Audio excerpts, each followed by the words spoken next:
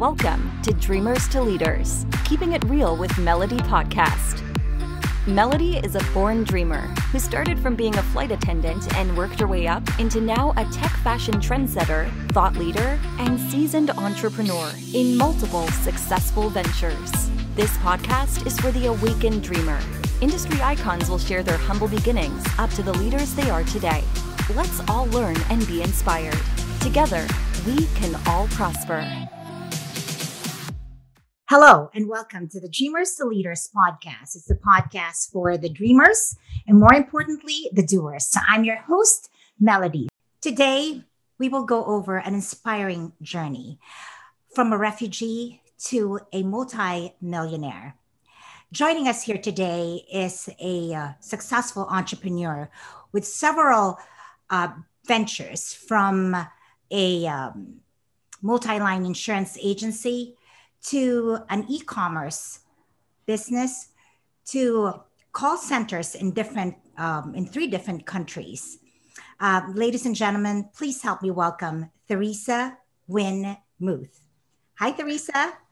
Hi, Melody. Thank you for having me on. I really enjoy your program, and I'm excited that I'm a part of it now. Wonderful, wonderful. Well, welcome. If you could share with our audience your journey on how it was, being a refugee, and maybe if you could take us back to the moment where your family decided to escape Vietnam. So the Vietnam War and the refugee, it's not a matter of you deciding. I don't think many of the refugees during that era get to decide. It was more and literally swim or sink, right? Type of situation. The fall of Vietnam came very quickly, even though my aunt worked for the U.S. government. And so they did know about the U.S. drawing out of Vietnam about a year in advance. So they did tell her, and because she worked for the U.S. government, they felt that her life could be in danger if they pulled out and Vietnam falls. So they did notify her that she was going to be taken out along with her children. And long story short, but over the course of a year, she started begging to bring some of us with her. My dad is her only brother. So she was, in her mind, it was to bring the eldest son, which is my brother, over. And hopefully with him being coming with her, he would be able to help bring the rest of us eventually.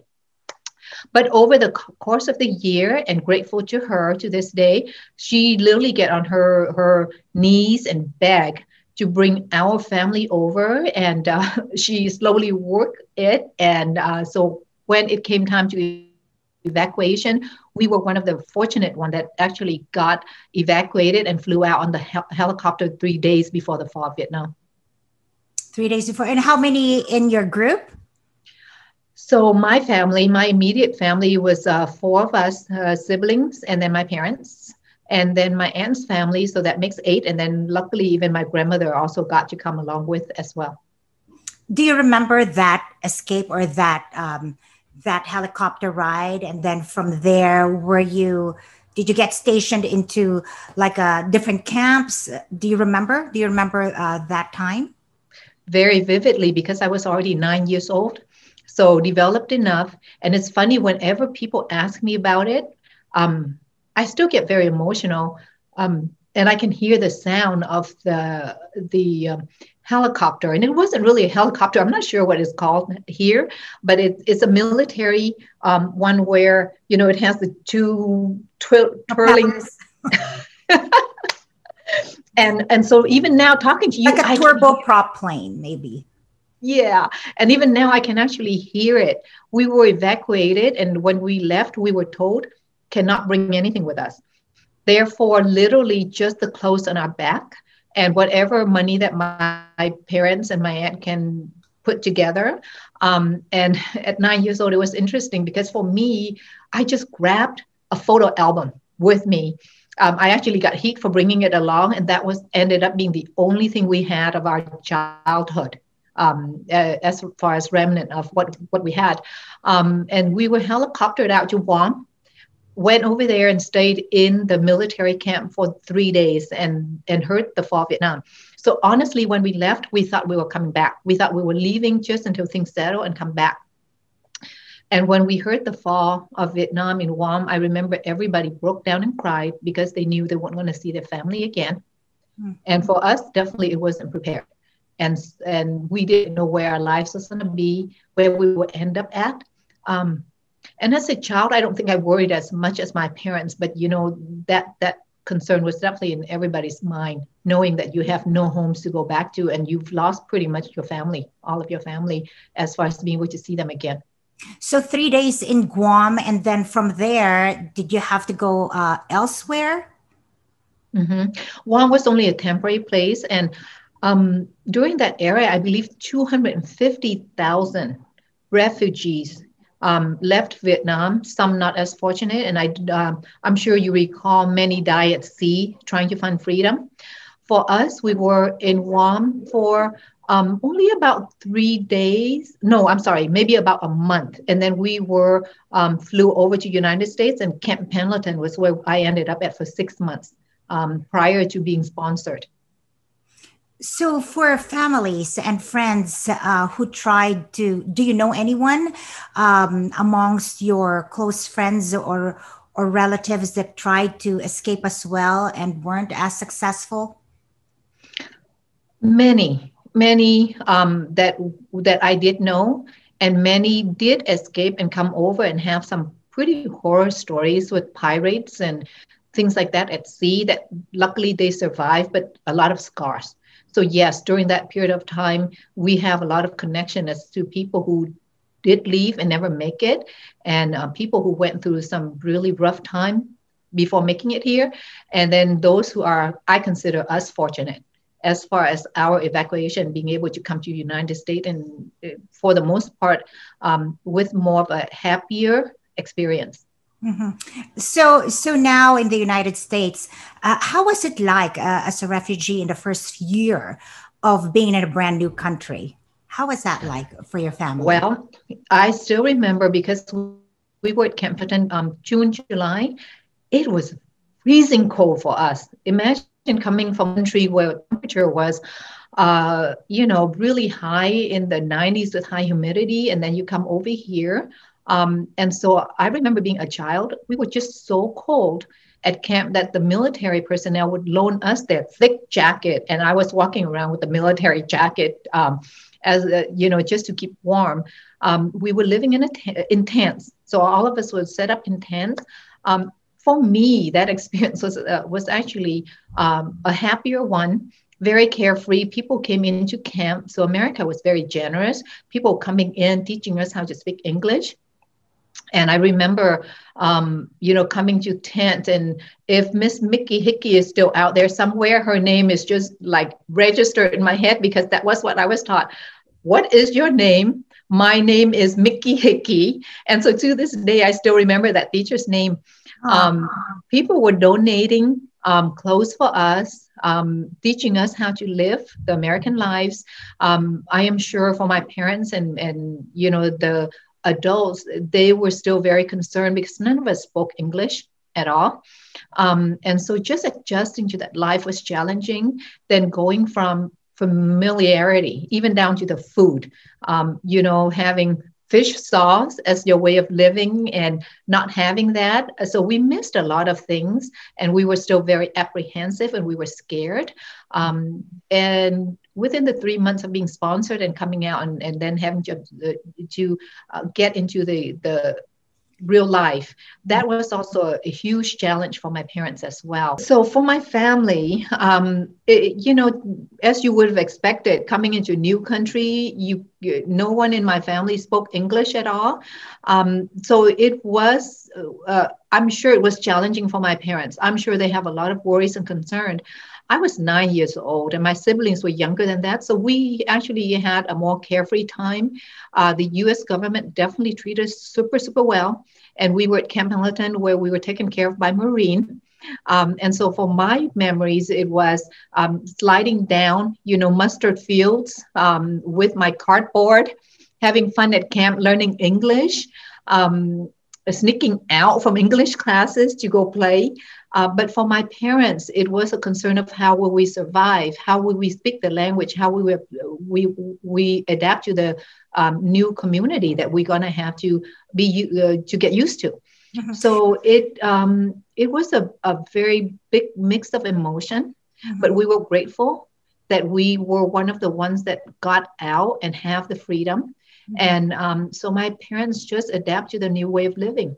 I remember it was being so cold, and they had a job, but they didn't have a car, so they would get up at 5 a.m. in the morning, bike to work, just to get there by 7 o'clock in the morning, and do the same thing at night, leaving us at home so we would have to care for ourselves, figuring out how to adapt to the new schools. Mhm. Even simple things like adapting to the food over here in United States, or wearing the right clothes, or doing the right thing in classes. So it was a huge transformation, as it would be for any refugee that comes into a new country. Mhm. So with regards to earning that first dollar for your family, do you remember what the jobs were? And with regards to the language barrier, how did you overcome those challenges? So we were sponsored by the Catholic Church, and I do recall that conversation growing up. Is they took my parents to a place, and they started having my parents fill out some paperwork. And my dad basically started filling out the paperwork with their help. And then he asked them, he said, "Why, what am I filling this paperwork for through a translator?" And they told him that it was for welfare. My dad stopped the paperwork and he said, "No, I'm not here to take free money. I want to work. I'm not filling out this paperwork. I want to work." And no matter what they say to him, he wasn't going to take free money. Instead, they took him home and they helped him get a job. My dad was in the military. Mom never worked a day in her life when we were in Vietnam, but dad also have a skill as a tailor. So he told the sponsors that, and they went and they got him into a sewing factory with my mom and applied for work there. So it was, this is back in the 70s. So the work environment was very different too, but at least they got a job. They worked in a factory. And so every day they would bike to work. They would, do a 8-hour day job and then bike home. And that's how they earned their first dollar in the United States. They really have come a long way. Was it last year that that you invited me to your parents' house? And it's almost, ocean view, beautiful, beautiful home. So that's it's amazing testimony of, starting from the bottom and whatever it takes to get to where you are now. So that's amazing. And I think there's a saying about, for each failure or adversity, there comes with it a seed of equal or greater benefit. So though you had to go through all that struggles, I mean, here you are now, your whole family have, gotten a lot of success in the careers that you guys have. Fast forward today, your you have all your ventures all successful. Can you share with our audience maybe tips that you feel are ways for one to be an effective leader? So to be an effective leader, I think the first thing that is important is compassion. Um, to be a leader, you have to be able to understand who works with you. And usually I like to say that works with you, not for you. I think that is really a key, right? In my organization, without my staff, I wouldn't be where I am today. And even though I have more education, I have learned throughout the years to gain the experience. These people coming in, depending on how I treat them and how I lead them, they will be the success for my organization. So that compassion that I'm referring to is to understand who they are, understand what are their hot buttons and what are their cold buttons even, and being able to relate to that, appreciating them as different human beings and looking for their strengths as well as their weaknesses. So that leads me to the leadership style is that I actually lead based on people's strength, not people's weaknesses. It's too hard to develop someone and try to get them out of the weaknesses. I'm not saying not to do that, but I think to get an organization to a speed where it can move faster is you find out what are their strengths, because usually with strengths also comes with the passion. And so people thrive on those, on their own strengths. And if you can find that and then you can fit it into your organization, I think that you can go places a lot faster. And leading means courage, meaning that you don't have to always have people liking you for what you think, for what you expect. However, people come to work to be successful. And if having to compromise your direction so that the person like you sometimes, and a lot of leaders I find falls into that, then you fail to guide them to their success. And if that occur, then they will eventually become unhappy and dissatisfied as well.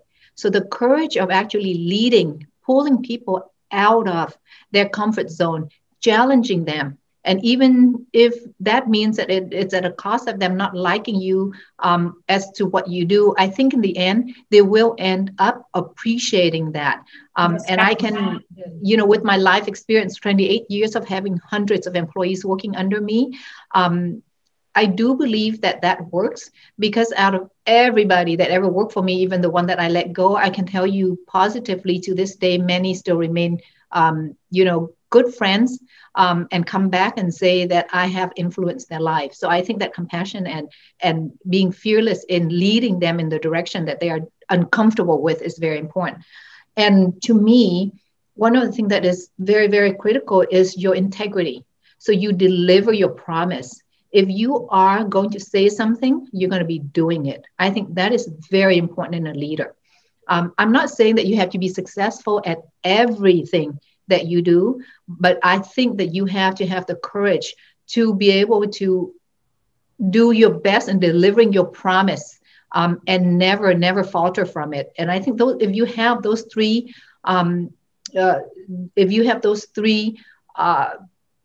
characteristics.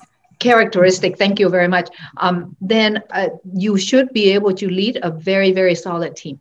In 2018, there was a study that shows 75 million are women in the workforce. So 47% of the total American workforce are women. And yet, majority of the parental role and household chores still kind of fall on women, right? So how do you juggle, that work life, being able to be a mom and still handle all those multiple ventures that you have successfully? It definitely is a challenge. And I have many women that comes to me and constantly ask me that question. For me, number one is you always have to make sure that you have your priorities straight. If you choose to be a mom and you have children, hopefully you share the same philosophy as I do, is that I did not have my children so that somebody else can raise them. So that has always been number one for me. When I had my firstborn, I actually had to compromise. I knew that if I was the one who's doing the job, I would be much more effective. I would bring home a lot more money. And I knew that by hiring someone else to do those jobs, it will cost more. I would have less to bring home. But that was why I've always said I would be working is for my family. And so because of that, I staffed up, I trained knowing that they are not as good as I am. But I was okay with that. I was okay with that because I knew I have a very short period of time before my children will grow up and that life experience is going to be gone. I also know that if I am their foundation and if my foundation isn't solid, they will grow up to be human beings that are not solid as well. And so I had to compromise, and I have always had to make sure I remind myself that they are the priorities. And to those children, and you ask any children how much money you make, what kind of clothes they wear, what kind of home they live in, it doesn't matter to them. But having the love of the parents and knowing that your parents are there and that when they fall, you pick them up. When they have problems and challenges, you are there to guide them. that is going to be the most important things in their life. So that is the first thing, is get your priorities straight. And if you have children, somewhere in your equation, that has to be the number one priority. Mm-hmm. Second concept is time management. This one is fun. And in fact, I am with so many women coming forward. It is something that I'm working on my segments as well in terms of helping women. So I'll share with you, we are so limited with time, right? I mean, 24 hours a day, even if you don't sleep that much, you still don't have enough. So I have to get creative. For example, in the morning, if I get up and I work out, I'll tell you, I just finished my CHFC, which is a huge accomplishment in the financial service world. And I did it with while I'm working out and while I'm driving to work. That's the only time I have. So guess what? I'm working out and I'm turning on my online courses. I'm driving, I'm turning it on. And then I allow myself one day a week where I spent a few hours to review the materials. And I actually went through this full course. But that's all I got. So I get creative with it. Women ask me all the time, makeup, how long does it take you to do makeup? First of all, I don't have that luxury. So 15 minutes is the most. But honestly, I put on my foundation first. I do the lines because you can't do that in the car, and the rest of it at red lights. I hope I won't get in trouble for saying that. But you know what? That's what a lot of women can relate to that. So number one is prioritizing. Number two is time management. Is there a third one, Theresa? Absolutely. Marketing with your resources. So we're in business. And I think for most business, there is always opportunity no matter where you go. So for me, I want to be involved in my children's lives. And instead of having to carve time out for marketing, guess what? Mom's PTA meeting. Hey, moms, I'm here to help with your PTA event. And by the way, have you done that 529 for your children yet? Right. And it's fun. And actually, it's resourceful. These people do need the help, and nobody, their life is wrapped up. But while I'm working with them on a project at school, we have these conversations. So I also bring awareness to my business at the same time. And it's fun because guess what? You share the same interests, you share the same passion. So you also connect and have that relationship as well. So a lot of those moms became my client as well as became my friends, right? So networking, utilizing your resources at all time, even when you're working, nothing wrong with that at all. And I think that those are the three things that you can keep in mind that you can fit into your day somehow as being a mom and a business owner. I like it. It's crisscrossing, right? It's double dipping.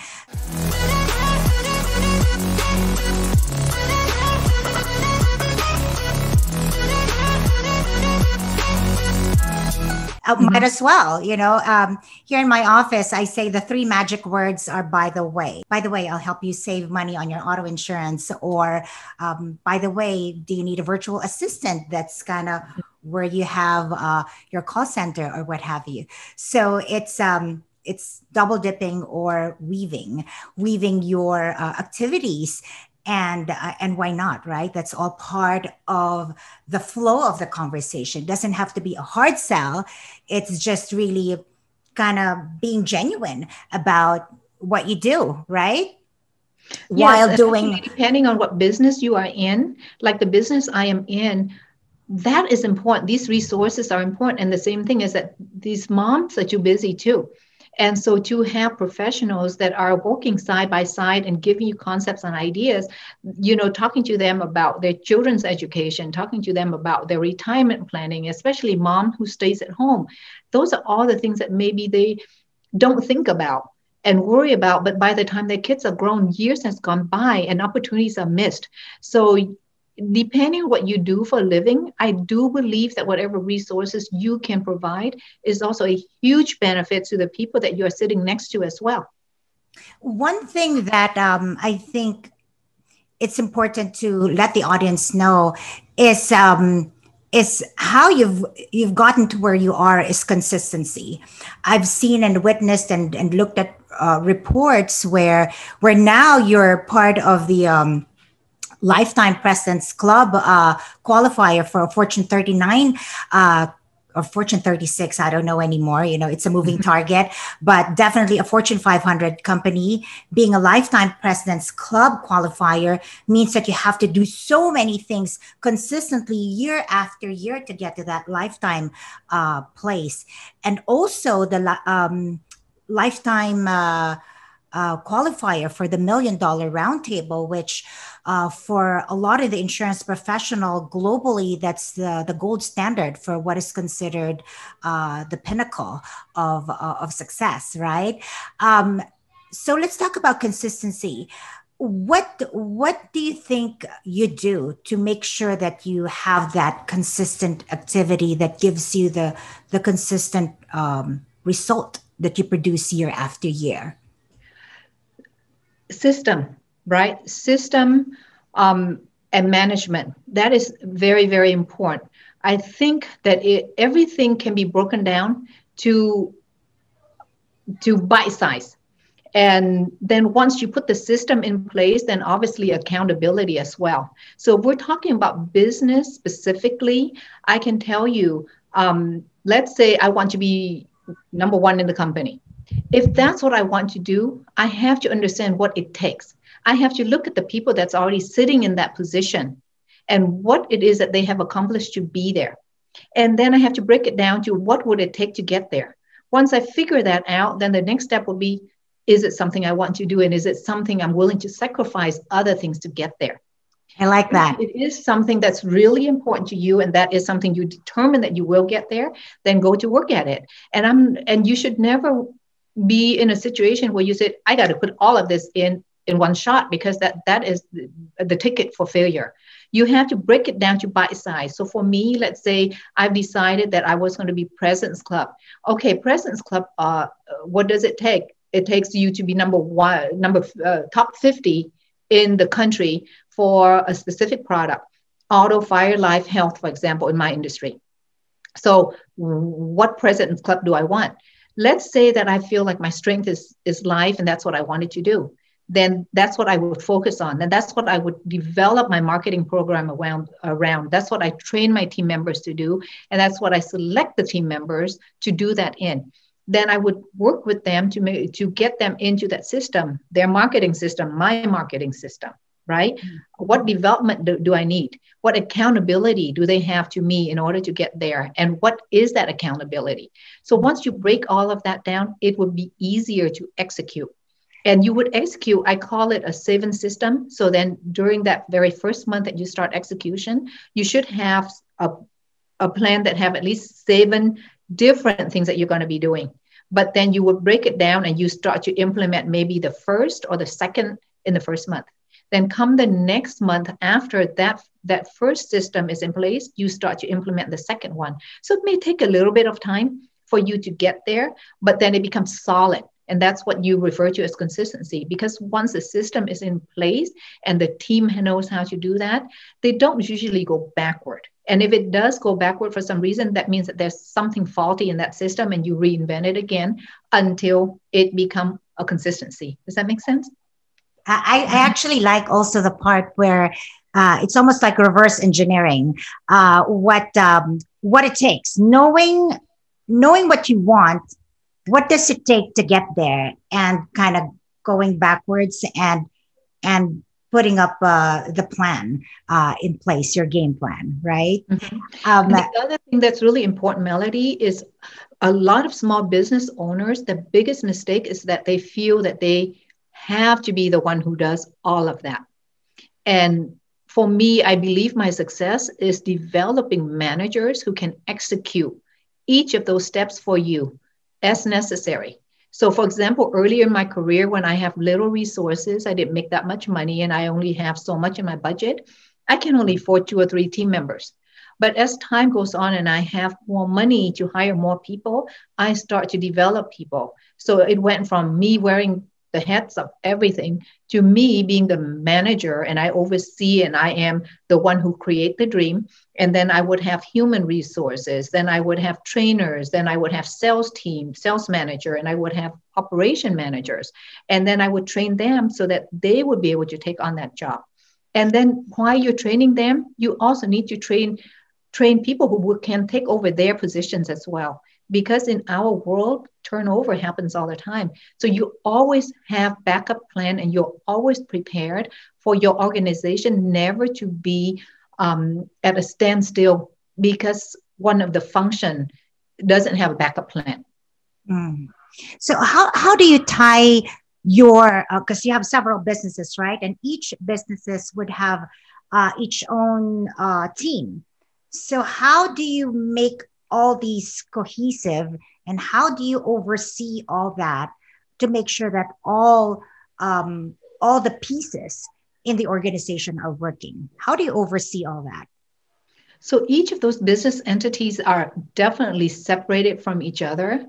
In the security business, you can't be affiliating this organization with any other business that you are doing as well.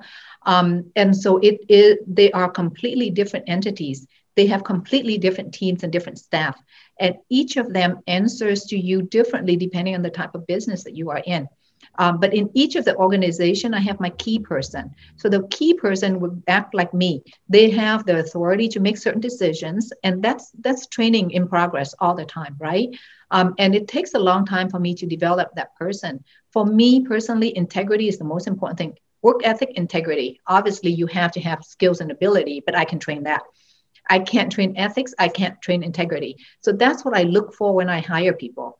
Then they move up through the rank. And because they've been with me for enough time, they actually understand me and they understand my expectation. Once I put them in that position, I also trust them to be able to do their job. And if they make the wrong decision, I'm going to be okay with that. That's part of the cost of operation. So each of the organization that I own, they have those, I have those resources and those managers, and they answers to me. And I have my bottom line. Here's my expectation. Here's what you need to do. Here's how you execute it. And if it doesn't meet that goal, then tell me why. And then I work with them to help develop them so that they can make sure that they reach those goals. Mm-hmm.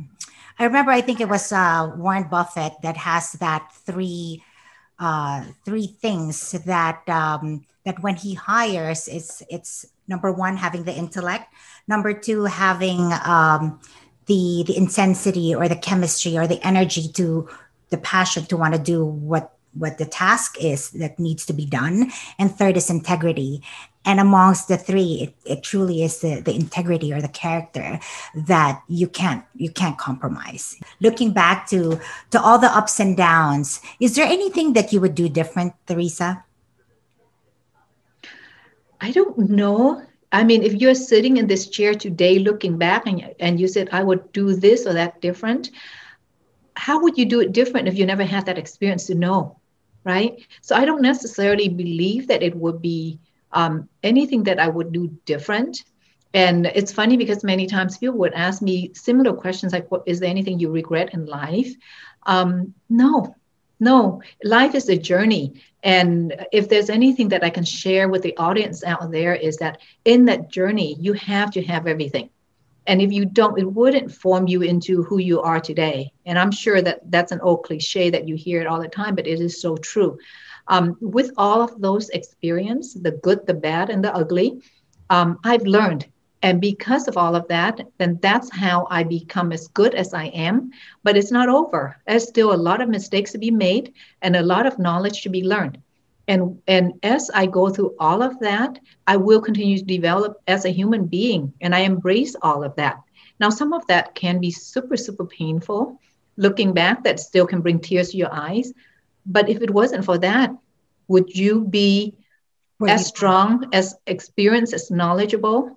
And as successful as you become, right? And that is something that I think only life can hand you, and you have to go through it in order to be able to be the best that you can be if you so choose to be. Mm-hmm. I think that's a very good a good piece of advice to leave our audience. So Theresa, I know that that you have another appointment, after this. But, the inspiring stories, the journeys, all the tips and advices that you shared, those are all really valuable. And I'm sure, as they say, all it takes is just one. If there's just one nugget that one could use and implement and could make a difference to someone, then that's a pretty good use of our time together, right, That's right. Theresa? Absolutely. So, Absolutely. so again, thank you, and wishing you continued success. And for all the dreamers out there, keep believing. You got this. Till next time.